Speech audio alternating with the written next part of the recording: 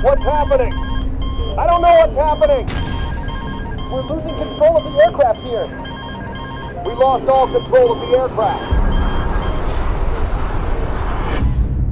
ये है air France की फ्लाइट 447 जो कि 228 लोगों को लेकर ब्राजील के एयरपोर्ट रियो डी जेनेरियो से पेरिस के लिए उड़ान भरती है, जिसमें तकरीबन 12 घंटे लगने वाले हैं। फ्लाइट की टेक ऑफ तक तो सब कुछ नॉर्मल होता है, लेकिन फिर अचानक से ये प्लेन सीधा अटलांटिक ओशन में गिरकर क्रैश हो जाता है। इस खतरनाक क्रैश में पूरे के पूरे 228 लोग अपनी जान की बाजी हार जाते हैं। तो आखिर ऐसा कैसे हो गया कि एक प्लेन जो कि बहुत ही ज्यादा एडवांस था, जिसमें कोई भी प्रॉब्लम नहीं थी, जिसे 2 के बजाय 3 पायलट्स कंट्रोल कर रहे थे, तो फिर वो कैसे इस तरह से समुद्र में क्रैश हो गया? क्या इस प्लेन को हाईजैक किया गया था या फिर वेदर की वजह से वो सीधा ओशन में जा गिरा? तो इस वीडियो में इसी फ्लाइट की इन्वेस्टिगेशन करने वाले हैं। तो यह दिन था 1 जून 2009, जहां एयर फ्रांस की फ्लाइट 447 ब्राजील के एयरपोर्ट रियो डी जेनेरियो से फ्रांस की कैपिटल सिटी पेरिस की तरफ जाने के लिए तैयार हो रही है। इस फ्लाइट में टोटल 228 लोग ऑन बोर्ड हैं, जिनमें 216 पैसेंजर्स, 9 क्रू मेंबर्स और 3 पायलट्स हैं। और क्योंकि ये फ्लाइट 12 घंटे की होने वाली थी, तो इसलिए इस फ्लाइट में 2 के बजाय 3 पायलट्स थे, ताकि सभी पायलट्स को आराम करने का प्रॉपर टाइम मिले। और इसके साथ इस प्लेन का ऑटो पायलट भी काफी रिलायबल था। अगर इस प्लेन की बात करें तो ये एयरबस A330 था, जो कि उस टाइम पे बहुत ही एडवांस था, जिसमें बहुत सी एडवांस टेक्नोलॉजीज भी प्रेजेंट थी। जहाँ ये एयरक्राफ्ट काफी ज्यादा एडवांस था, वहीं से उड़ाने वाले क्रू मेंबर्स भी बहुत ही ज्यादा एक्सपीरियंस थे। इस प्लेन के captain 58 years old mark dubious थे, जिनके पास तकरीबन 11,000 घंटों का फ्लाइंग एक्सपीरियंस था, जबकि फर्स्ट ऑफिसर थे पियर सेड्रिक, जिनके पास 2,936 आवर्स का फ्लाइंग एक्सपीरियंस था। इसके बाद इनके साथ एक रिलीफ फर्स्ट ऑफिसर भी थे, जो कि 37 इयर्स ओल्ड डेविड रॉबर्ट थे, और इनके पास 6,500 घंटों का फ्लाइंग एक्सपीरियंस था। तो अब ना तो इस एयरक्राफ्ट में कोई कमी थी और ना ही इसके क्रू में। इस फ्लाइट को इक्वेटर लाइन को पार करके गुजरना था, जहाँ का वेदर हमेशा ही बहुत खराब रहता है, जहाँ हमेशा थंडरस्टॉर्म, हैवी रेनफॉल और इस तरह की कई प्रॉब्लम्स देखने को मिलती हैं। और इसलिए पायलट्स को पहले ही इन सब के बारे में इन्फॉर्म कर दिया गया था। और तो पायलट्स पहले भी कई बार इक्वेटर लाइन से गुजर चुके थे, और इसलिए उन्हें वहाँ की वेदर कंडीशन का अच्छा खासा आइडिया था पड़ा। अब प्लेन को टेक ऑफ करने की तैयारी शुरू की जाती है, जहाँ इंस्पेक्शन टीम प्लेन को चेक करती है और चेक करने के बाद टेक ऑफ की परमिशन दे देती है, जिसके बाद ये प्लेन शाम के 7:30 बजे रियो डी जेनेरियो से टेक ऑफ कर जाता है और पेरिस के लिए रवाना हो जाता है। और कुछ देर में ये एयरक्राफ्ट 36,000 फीट की एल्टीट्यूड पर पहुंच जाता है। इधर प्लेन में सब कुछ ही नॉर्मल होता है। रात की वजह से सभी पैसेंजर्स सोने की तैयारी करने लग जाते हैं, और फिर ये एयरक्राफ्ट ब्राजील को पार करता हुआ अटलांटिक ओशन के ऊपर पहुंच जाता है, जिसके बाद ये ATC के रडार की कवरेज से बाहर निकल जाता है। और अब ATC ऑफिसर्स सैटेलाइट की हेल्प से इस प्लेन की मॉनिटरिंग कर रहे हैं। पायलट्स बहुत अच्छी तरह जानते हैं कि बहुत जल्द वेदर बहुत ही खराब होने वाला है, जिसके लिए वो मेंटली तौर पर तैयार भी हैं। और अब ये प्लेन ITCZ के काफी करीब पहुंचने वाला है। ITCZ यानी इंटर ट्रॉपिकल कन्वर्जेंस जोन, ये एक ऐसा एरिया है जहाँ नॉर्थर्न हेमिस्फीयर और साउथर्न हेमिस्फीयर की विंग्स आपस में मिलती हैं, और इस वजह से इस एरिया का वेदर काफी ज्यादा खराब रहता है। कैप्टन को डाटा से पता चलता है कि उनका प्लेन जल्द ही तूफानी बादलों से टकराने वाला है, और क्योंकि इक्वेटर लाइन से गुजरना उनके लिए एक नॉर्मल बात थी, और अक्सर फ्लाइट्स इस एरिया में ऐसे ही वेदर कंडीशन से गुजरा करती हैं, तो इसलिए पायलट खराब वेदर को लेके बिल्कुल भी घबराए हुए नहीं थे। और इस वजह से कैप्टन रेस्ट कैबिन से रिलीफ पायलट को बुलाते हैं और खुद उसकी जगह पर रेस्ट करने के लिए चले जाते हैं। दूसरी तरफ रिलीफ पायलट, जिनके पास कैप्टन से कम फ्लाइंग एक्सपीरियंस था, उन्हें ऐसी कंडीशन में प्लेन उड़ाने का ज्यादा आइडिया नहीं था, और तो उन्हें इस चीज का भी पता नहीं था कि आगे वेदर कितना ज्यादा हार्श होने वाला है। अब टाइम था रात के 2 बजे का। सभी पैसेंजर्स रिलैक्स थे और सोए हुए थे कि तभी प्लेन के ऊपर कुछ टकराने की आवाजें आने लगती हैं, और ये आवाजें थी बर्फ के ओलों की, जो कि बादलों से प्लेन पर गिर रहे थे। और उसके बाद भी ये प्लेन बिल्कुल नॉर्मली अपने डेस्टिनेशन की तरफ जा रहा है, और अब तक इस फ्लाइट में कोई भी प्रॉब्लम सामने नहीं आई।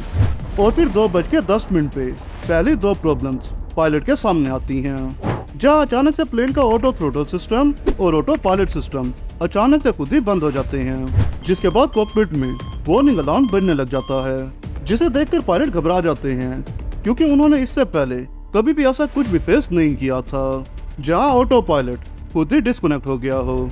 और देखा जाए तो ये सब नॉर्मल था भी नहीं, क्योंकि ऑटो पायलट का खुद ही डिस्कनेक्ट हो जाना एक तरह से इम्पॉसिबल होता है। तो ऑटो पायलट का इस तरह से डिस्कनेक्ट होने का रीजन था पीटो ट्यूब का ब्लॉक होना, क्योंकि पीटो ट्यूब के आगे आइस क्रिस्टल जमा हो गए थे, जिस वजह से वो ब्लॉक हो गया था।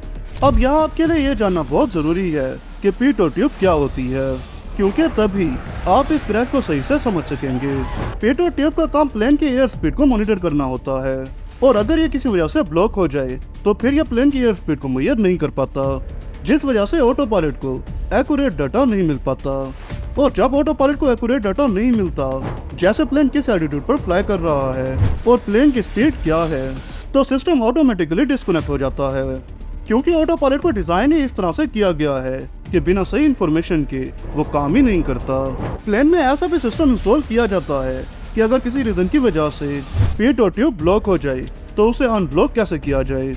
लेकिन उस दिन फ्लाइट 447 की पीटो ट्यूब में काफी बड़े आइस क्रिस्टल फंस गए थे, जिन्हें वहां से हटाना एक तरह से इम्पॉसिबल था। और इसके बाद तो प्लेन में एक के बाद एक प्रॉब्लम सामने आना शुरू हो गई। ऑटो पायलट के बंद होने के बाद सबसे पहले बैंक एंगल, फिर एंगल ऑफ अटैक और ओवर स्पीडिंग प्रोटेक्शन भी बंद हो गए। इतने सारे फीचर्स के एक साथ बंद होने की वजह से ये फ्लाइट अचानक से बहुत ही बड़ी मुसीबत में फंस गई। पायलट्स को अभी तक सिचुएशन का सही से आइडिया नहीं हुआ था। वो अभी भी ये समझने की कोशिश कर रहे थे कि प्लेन के साथ आखिर क्या चल रहा है, जिसके बाद कई वार्निंग अलार्म्स एक साथ कॉकपिट में बजने लगे, जिसके बाद अचानक से प्लेन अपना क्रूजिंग एल्टीट्यूड लूज करने लग जाता है और नीचे की तरफ जाने लग जाता है। इस टाइम पर फर्स्ट ऑफिसर रिलीफ पायलट से कंट्रोल लेके प्लेन का कंट्रोल अपने हाथों में ले लेता है ताकि वो प्लेन को सीधा कर सके, मगर प्लेन फर्स्ट ऑफिसर से भी कंट्रोल नहीं होता। फर्स्ट ऑफिसर जब प्लेन को सीधा करने की कोशिश कर रहा था, वही वो प्लेन को ऊपर ले जाने की भी बहुत ट्राई कर रहा था ताकि प्लेन अपने क्रूजिंग एल्टीट्यूड पर वापस आ जाए, लेकिन चीजें ठीक होने के बजाय और भी ज्यादा खराब होती जा रही थी। पीटो ट्यूब के ब्लॉक होने की वजह से जहाँ ऑटो पायलट डिस्कनेक्ट हो गया था, वहीं अब पायलट्स के पास भी प्लेन की सही इन्फॉर्मेशन नहीं थी, क्योंकि पीटो ट्यूब से प्लेन की सारी इन्फॉर्मेशन एयर डाटा कंप्यूटर के पास जाती है, और तभी पायलट्स को प्लेन की स्पीड, एल्टीट्यूड और एयर टेम्परेचर के रिलेटेड इन्फॉर्मेशन मिलती है।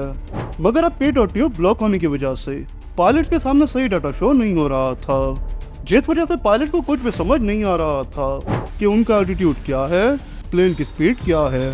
पायलट अभी इन सबको फेस कर ही रहे होते हैं कि तभी उनके सामने एक और प्रॉब्लम आ जाती है, और ये प्रॉब्लम होती है स्टॉल वार्निंग। स्टॉल वार्निंग तब आती है जब प्लेन के विंग का एंगल एयर की डायरेक्शन से इतना ज्यादा हो जाता है कि हवा विंग्स पर स्मूथली नहीं बैठ पाती और प्लेन बहुत ही तेजी से नीचे गिरना शुरू हो जाता है। फर्स्ट ऑफिसर जितना ज्यादा एयरक्राफ्ट को कंट्रोल करने की कोशिश कर रहा था, चीजें उतनी ही तेजी से खराब होती चली जा रही थी। और एक टाइम तो ऐसा भी आता है कि जब फर्स्ट ऑफिसर के सामने 10 अलग अलग वार्निंग अलार्म्स एक साथ कॉकपिट में बज रहे थे। इतने सारे वार्निंग अलार्म्स एक साथ देखकर फर्स्ट ऑफिसर बहुत ही ज्यादा कंफ्यूज हो जाता है। अभी फर्स्ट ऑफिसर को कुछ भी समझ नहीं आ रहा था कि आखिर प्लेन के साथ क्या हो रहा है, कि तभी रिलीफ पायलट फर्स्ट ऑफिसर को बताता है कि ऑटो थ्रोटल सिस्टम खुद ही बंद हो गया है और उसे मैन्युअली कंट्रोल करना होगा। ऑटो थ्रोटल सिस्टम एक ऐसा सिस्टम होता है जो प्लेन की स्पीड को ऑटोमेटिकली कंट्रोल करता है, और ज्यादातर केसेस में पायलट्स को थ्रोटल मैन्युअली एडजस्ट करने की जरूरत नहीं पड़ती, सब कुछ सिस्टम खुद ही हैंडल करता है। बट इस केस में कंफ्यूज फर्स्ट ऑफिसर यहाँ बहुत ही बड़ी गलती कर देते हैं, और वो ये कि जहाँ उन्हें ऑटो थ्रोटल सिस्टम को मैन्युअली कंट्रोल करना चाहिए था, वहाँ वो उसे मैन्युअली कंट्रोल करने के बजाय खुद बंद ही कर देते हैं। और वो जैसे ही ऑटो थ्रोटल सिस्टम को बंद करते हैं तो प्लेन और भी ज्यादा ऊपर की तरफ उठने लगता है और बहुत ही तेजी से नीचे की तरफ जाने लगता है। बाहर काफी ज्यादा खराब मौसम और प्लेन की ऐसी कंडीशन की वजह से फर्स्ट ऑफिसर और रिलीफ पायलट बहुत ही ज्यादा खराब हालत में हैं, और क्योंकि प्लेन की सही इन्फॉर्मेशन उनके पास थी भी नहीं, तो इसलिए वो ये आइडिया भी नहीं लगा सकते थे कि प्लेन की असल कंडीशन कितनी ज्यादा खराब है। अब प्लेन में काफी ज्यादा टर्बुलेंस भी देखने को मिल रहा था, और काफी ज्यादा कोशिशों के बाद भी वो इसे स्टेबल नहीं कर पा रहे थे। तो फिर वो ये समझ गए कि अब ये प्लेन उनके कंट्रोल में नहीं है, और आखिरकार जब चीजें उनके कंट्रोल से बाहर चली गई तो पायलट कैप्टन को वापस कॉकपिट में बुलाते हैं। इतना में फर्स्ट ऑफिसर प्लेन की नोज को 16 डिग्री ऊपर यानी लैंडिंग पोजीशन में ले आता है ताकि प्लेन के नीचे गिरने की स्पीड को कम कर सके। प्लेन 36,000 फीट के एल्टीट्यूड पर पहुंचने के बाद बहुत ही तेजी से नीचे ओशन की तरफ गिरता जा रहा है। अब तक सभी पैसेंजर्स को भी ये आइडिया हो जाता है कि वो बहुत तेजी से नीचे की तरफ जा रहे हैं। 2:11 पे फर्स्ट ऑफिसर ये डिक्लेयर कर देते हैं कि उनका प्लेन पर कोई भी कंट्रोल नहीं है। ये प्लेन 10,000 फीट मिनट से 15,000 फीट मिनट के हिसाब से नीचे की तरफ गिर रहा है। और फिर जब कैप्टन कॉकपिट में इंटर होते हैं तो कॉकपिट की कंडीशन देखकर वो एकदम से शॉक हो जाते हैं। फर्स्ट ऑफिसर फौरन से कैप्टन से पूछते हैं कि प्लेन को आखिर कैसे कंट्रोल किया जाए, लेकिन कैप्टन तो कुछ समझ ही नहीं पा रहे थे कि प्लेन के साथ आखिर क्या चल रहा है। कैप्टन फर्स्ट ऑफिसर से प्लेन का करंट एल्टीट्यूड पूछते हैं कि वो इस टाइम पे किस एल्टीट्यूड पर फ्लाई कर रहे हैं, मगर फर्स्ट ऑफिसर के पास प्लेन का कोई भी सही डाटा नहीं था। तीनों पायलट्स मिलकर प्लेन को कंट्रोल करने की बहुत कोशिश करते हैं, मगर प्लेन उनमें से किसी के भी कंट्रोल में नहीं आता, जिसके बाद यह प्लेन 10,000 फीट की एल्टीट्यूड तक नीचे आ जाता है। और अब तो इस प्लेन को कंट्रोल करना एक तरह से इम्पॉसिबल था।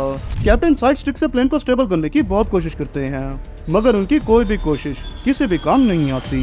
रिलीफ ऑफिसर कैप्टन को सजेस्ट करता है कि क्यों ना फ्लाइट ऑपरेट कंप्यूटर को रिस्टार्ट किया जाए ताकि पूरा सिस्टम एक तरह से रिफ्रेश हो जाए, पर कैप्टन बताते हैं कि अब इसका टाइम बिल्कुल भी नहीं है।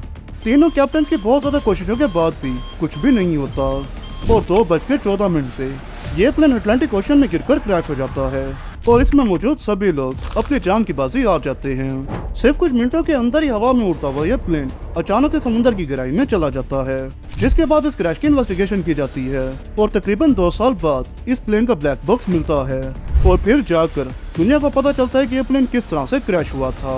इस इंसिडेंट के बाद पेट्रो ट्यूब को इस तरह से क्रिएट किया जाता है कि वो किसी भी कंडीशन में ब्लॉक ना हो। मगर आप मुझे कमेंट सेक्शन बताओ कि ये प्लेन पेट्रो ट्यूब के ब्लॉक होने की वजह से क्रैश हुआ या फिर कैप्टन के सही टाइम पे कॉकपिट में ना होने की वजह से क्रैश हुआ।